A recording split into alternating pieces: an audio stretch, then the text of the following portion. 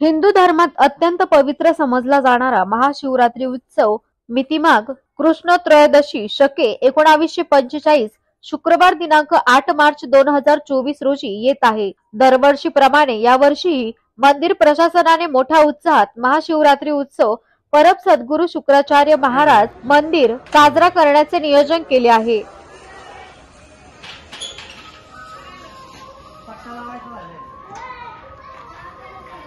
सत्यानां परमं गुरो सर्वशास्त्रकारं भार्गवं प्रणमाम्यहम्।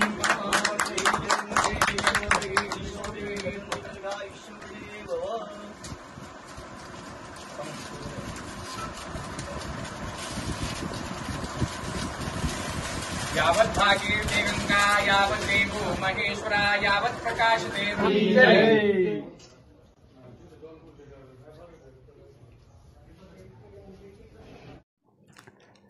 नमस्कार, जय शुक्राचार्य, जय शिवशंकर। येत्या शुक्रवारी महाशिवरात्रीचा उत्सव आहे। गुरु शुक्राचार्य मंदिरामध्ये साजऱ्या केल्या जाणाऱ्या उत्सवापैकी हा महाशिवरात्रीचा उत्सव हा सर्वात मोठा असतो आणि त्याप्रमाणे त्या उत्सवाचं नियोजनसुद्धा आपल्याकडे मोठ्या प्रमाणात केलं जातं। त्या दिवशी विविध उपक्रम मंदिर प्रशासन हाती घेत असतं।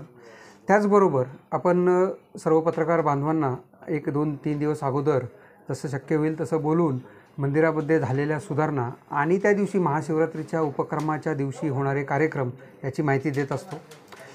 तर यावेळेस आज रोजी आपण सर्व पत्रकार बांधवांना आमंत्रित केलं होतं आणि मंदिरामध्ये झालेल्या विविध सुधारणांची माहिती दिली होती। तर त्या मंदिरामध्ये आपण डिजिटल बोर्ड 2-3 डिजिटल बोर्ड लावलेले आहेत। त्याचबरोबर मंदिरामध्ये जे झालेल्या सुधारणा आहेत, ज्यांच्या मागे जी प्रेरणा होती की जे श्री आनंदजी नायर साहेब जे आता हयात नाही आहेत, ज्यांनी मंदिराची जीर्णोद्धार करण्यासाठी प्राथमिक स्वरूपात मोठ्या स्वरूपात मदत केली होती, त्यांचा एक आपण इथे स्लेटमध्ये बोर्ड लावलेला आहे। त्याचं उद्घाटन आपण आज केलेलं आहे। त्याचप्रमाणे ऑफिसचं रिनोव्हेशन आपण केलेलं आहे आणि ऑफिसच्या तिथे गजद्वाराच्या तिथे आकर्षक सजावट आपण केलेली आहे वरती सिलिंगला। त्याचबरोबर संपूर्ण मंदिराच्या ज्या भिंती आहेत चारी बाजूच्या ओहऱ्याच्या, त्याला दगडी स्लेट आपण बसून घेतलेले आहे, जेणेकरून त्याचं आयुष्य हे मोठ्या प्रमाणात वाढलेलं आहे। आता 2-300 वर्ष तर त्याला काही प्रॉब्लेम नाही आहे, अशा प्रमाणात आपण त्याचं आयुष्य वाढवलेलं आहे। त्याच प्रमाणात मंदिराची माहिती देणारं जे बोर्ड आहेत, मंदिराची माहिती देणारे पेंटिंगमध्ये कॅनव्हास पेंटिंगमध्ये आपण बोर्ड तयार करून घेतलेले आहेत, जेणेकरून ह्या मंदिराचा इतिहास थोडक्यामध्ये, असं नाही की आपण भरमसाठ काहीतरी माहिती लिहिली आणि वाचायला वेळ लागेल म्हणून लोक ते टाळणार, असं काही नाही। एक 7-8 ओळीमध्ये मंदिराची माहिती मराठी आणि इंग्लिशमध्ये आपण दिलेली आहे। त्यात चित्र पण काढलेले आहेत। असे 13 बोर्ड आपण तयार करून मंदिरामध्ये लावलेले आहेत। अशाप्रमाणे याचं उद्घाटन आपण आज सर्वांच्या हस्ते केलेलं आहे। ऑफिसचं रेनोव्हेशनसुद्धा केलेलं आहे। त्याचप्रमाणे मंदिरामध्ये आता आपण येणाऱ्या शुक्रवारी जी महाशिवरात्र आहे त्या उत्सवाचं आयोजन आपण केलेलं आहे। त्या दिवशी बरोबर सकाळी पहाटे 4 वाजल्यापासून मंदिर उघडलं जाणार आहे। सकाळी बरोबर 6 ते 7 वाजेपर्यंत रुद्रपूजा केली जाणार आहे। त्यानंतर मंदिर भक्तांसाठी मंदिर 4 वाजताच भक्तांसाठी तसं उघडं केलं जाणार आहे। 9 वाजता बरोबर सामुदायिक अभिषेक सोहळ्याचं आपण आयोजन करणार आहोत। त्याचं उद्घाटन 9 वाजता बरोबर त्या दिवशी सर्व भाविकांना बसवून नाममात्र फी घेऊन सर्व साहित्य मंदिर प्रशासन पुरवणार आहे।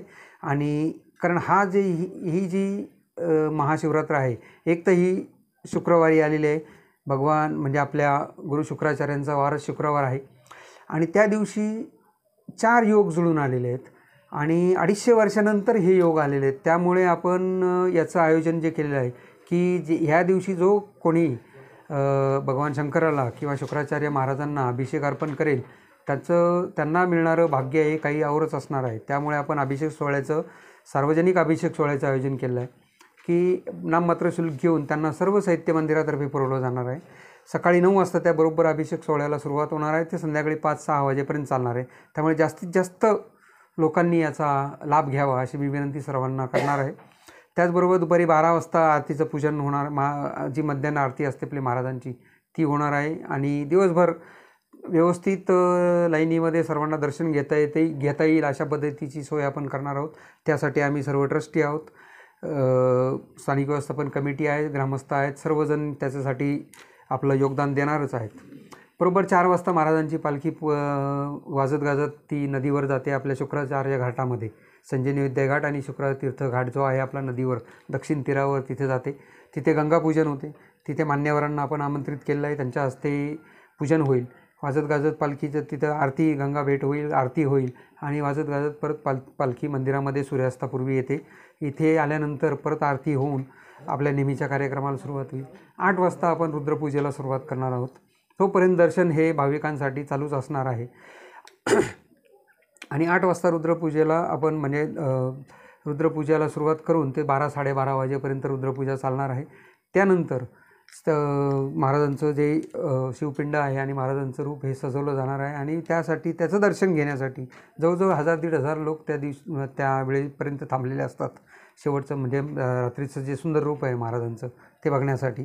त्यानंतर प्रसाद वाटप होऊन या कार्यक्रमाची सांगता केली जाणार आहे. त्यानंतर येणाऱ्या रविवारी म्हणजे जो काही ज्या दिवशी शिवरात्र झाल्यानंतर जो रविवार असतो त्या दिवशी आपण भंडाऱ्याचं म्हणजे महाप्रसादाचं आयोजन करत असतो. यावेळेस आपण या शुक्रवार झाल्यानंतर 10 तारखेलाच लगेच रविवार येतो. त्यामुळे रविवारी आपण महाप्रसादाचं भंडाऱ्याचं आयोजन केलेलं आहे. 10 तारखेला सायंकाळी 6 वाजता प्रसाद वाटप चालू होणार आहे भंडाऱ्याचं.